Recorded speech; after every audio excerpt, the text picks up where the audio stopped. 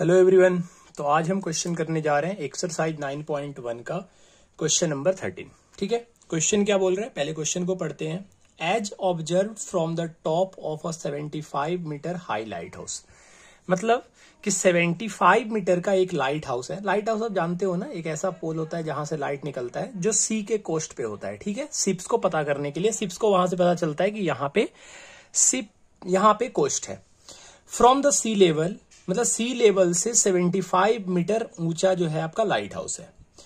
The angle of depression of two ship are 30 degree and 45 degree. दो ships है। सबसे पहले इमेज ड्रॉ कर लेते हैं। मान लेते हैं बेटा ये आपका एक लाइट हाउस है ना, आप समझ रहे होगे। ये आपका 75 मीटर का एक लाइट हाउस है। ठीक है, जिसका हम नाम देते हैं ए और बी। तो ए बी आपका क्या हो गया, लाइट हाउस हो गया। लाइट हाउस के टॉप से, मतलब लाइट तो यहां पे लगा होगा, यहां से रोशनी निकल रही होगी। यहां पे कोई एब्जॉर्बर बैठा हुआ है जो दो शिप को देख रहा है। कहां पे शिप है?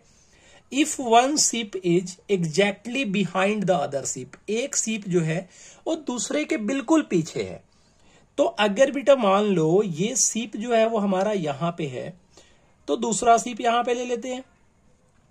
ठीक है, दो शिप है हमारा, एक शिप मान लो ये सी है और एक शिप डी है, दोनों एक दूसरे के आगे पीछे है। एक ऑब्जर्वर जो ए पॉइंट पे बैठा है वो दोनों शिप को बारी बारी से देखता है। सबसे पहले वो देखता है डी शिप को, फिर उसके बाद में वो देखता है, इसी पॉइंट से देखता है सी शिप को। ये जो मैंने लाइन ड्रॉ किया है एडी और एसी, ये आपका लाइन ऑफ साइट है।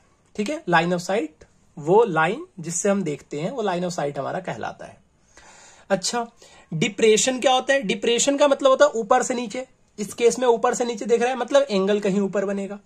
और आपने ये ध्यान दिया होगा और आपने पढ़ा होगा अच्छे तरीके से, तो आपने ध्यान दिया होगा कि चाहे वो एंगल ऑफ डिप्रेशन बने या एंगल ऑफ एलिवेशन बने, या वो एंगल ऑफ एलिवेशन बने, ये बेटा याद रखना है आपको, हमेशा बेस और लाइन ऑफ साइट के बीच में बनता है। हमेशा बेस और लाइन ऑफ साइट के बीच में बनता है।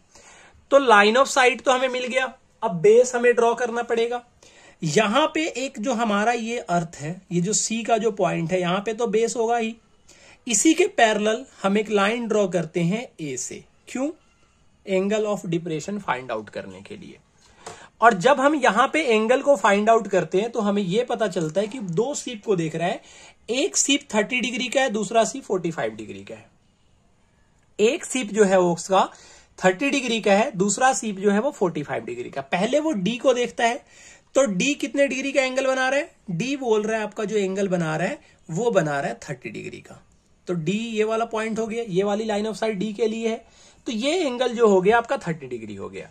अगर ये एंगल 30 डिग्री है तो अब ध्यान दो, यहां पे अगर कोई लाइन, ये दोनों लाइन है और दोनों आपस में पैरेलल है, एक ट्रांसवर्सल ऐसे कट करके चला गया जो कि यहां पे एडी कट करके जा रहा है, तो बेटा आप जानते हो ना कि ये वाला जो एंगल होगा वो इस एंगल के बराबर होगा अल्टरनेट इंटीरियर से। तो ये अगर बेटा 30 है तो क्या हम इसको 30 डिग्री लिख सकते हैं? तो ये हमारा 30 डिग्री हो जाएगा। सेकंड क्या बोल रहा है?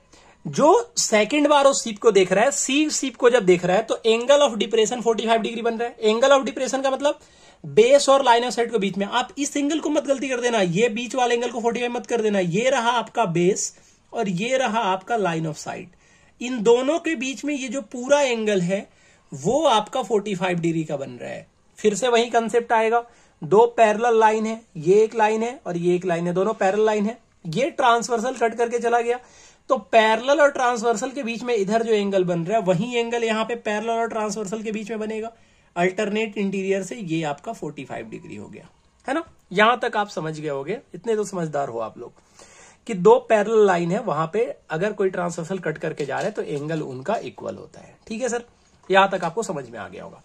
अब जब समझ में आ गया होगा तो अगर आप याद करोगे, तो मैं बार बार आपको क्या बोलता हूं कि दो ट्रायंगल जब भी आए तो दोनों ट्रायंगल को लिख लो अलग अलग। सबसे पहले तो लेट आपने क्या क्या किया वो लिख लो। Let A B is a lighthouse. ठीक है, यहां तक तो कोई दिक्कत नहीं है, ए बी आपका लाइट हाउस है। अच्छा, और कुछ लेट किया था? C and D are two ship. C and D are two sheep। आपको बहुत ज्यादा लिखने की पेपर में जरूरत नहीं है, ठीक है। ये सिर्फ मैं आपको सॉल्यूशन नहीं करवा रहा हूं, सॉल्यूशन के साथ में मैं आपको प्रोसेस भी सिखा दे रहा हूं कि आप किस तरीके से क्वेश्चन को अटेम्प्ट कर सकते हो। अगर इसके रिलेटेड कोई भी क्वेश्चन आ जाए तो अगर आपने अच्छे तरीके से इस सॉल्यूशन को देख लिया तो मुझे नहीं लगता कि आपको कोई दिक्कत आने वाला है। आप आराम से सॉल्यूशन को कर लोगे, कोई दिक्कत नहीं आएगा। और आपको इतना ही लिखना है कि ए बी लाइट हाउस है, सी और डी आपका दो सीप है। अब यहां पे दो ट्रायंगल बन रहा है। कौन से ट्रायंगल को देखना होता है सर? Right angle triangle. ये आपका राइट एंगल ट्रायंगल, दो ट्रायंगल बन रहा है, एक ए बी सी बन रहा है और एक ए बी डी बन रहा है। तो आप लिख लो एक तरफ इन ट्रायंगल ए बी सी और एक तरफ लिख लो आप in triangle A B D. In triangle A B D पहले निकालना तो हमने देखा ही नहीं। निकालना क्या था? Find the distance between two सीप। मतलब ये सी और डी के बीच का हमें डिस्टेंस फाइंड आउट करना है। तो सी और डी का बीच का डिस्टेंस कैसे निकलेगा? पहले हम बड़े वाले ट्रायंगल से बीडी निकालेंगे, फिर छोटे वाले ट्रायंगल से बीसी निकालेंगे, और अगर हम बीडी में से बीसी को माइनस कर दे, ध्यान से देखना बेटा, ये पूरा बीडी है और बीडी में से अगर बीसी को माइनस कर दे तो आपको नहीं लगता सीडी बच जाएगा? तो वही हमें करना है इन ट्रायंगल एबीडी और इन ट्रायंगल एबीसी।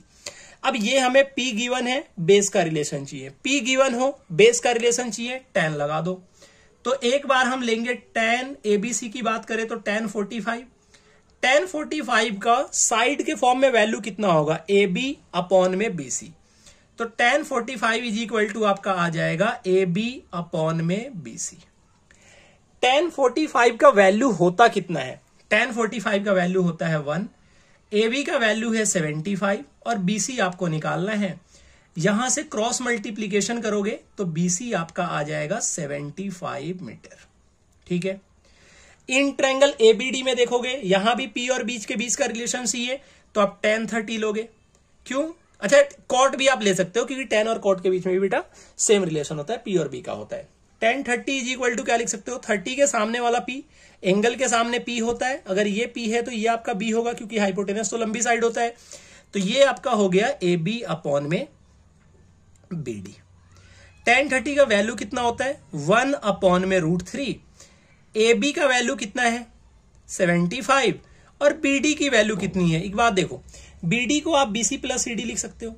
ये पूरा BD है, BD को BC प्लस CD लिख सकते हो। तो मैं लिख देता हूं BD को BC प्लस CD।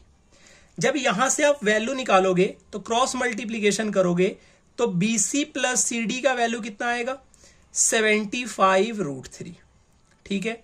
बहुत बच्चे क्या करते हैं, पहले यहां से BD की वैल्यू निकालेंगे, फिर BC को फिर लिख के माइनस करेंगे। बेटा उतना करने की जरूरत नहीं है, मार्क्स तो सेम ही मिलने हैं। तो क्यों ना आप प्रोसेस को थोड़ा सॉर्ट करके चलो, टाइम भी तो बचाना है पेपर में बाकी क्वेश्चन के लिए। तो आप ऐसे लिख सकते हो BD को BC plus CD, cross multiplication करोगे इस तरीके से आप लिख सकते हो। अच्छा एक बात बताओ, BC की वैल्यू आपने कितना निकाला था? 75। तो यहाँ पे 75 लिख देंगे plus CD is equal to 75 √3। यहां से जब हम वैल्यू निकालेंगे तो CD का वैल्यू कितना आ जाएगा? 75 √3 माइनस 75, प्लस 75 उधर जाएगा तो माइनस 75। अब आपको पता है यहां पे रूट वाले नंबर जो होते हैं वो माइनस नहीं होते हैं, तो आप कॉमन निकाल लोगे, आपका आंसर आ जाएगा 75 इंटू √3 माइनस 1 मीटर। और यही आपका CD का डिस्टेंस है। लास्ट में आप क्या लिखोगे? द डिस्टेंस बिटवीन टू सीप। द डिस्टेंस बिटवीन टू सीप। डिस्टेंस बिटवीन टू सीप आपका कितना आ जाएगा? डिस्टेंस बिटवीन टू सीप आपका आ जाएगा CD, और CD का वैल्यू आ गया आपका 75 √3 माइनस 1 मीटर। उम्मीद करते हैं बेटा आपको सॉल्यूशन समझ में आया होगा।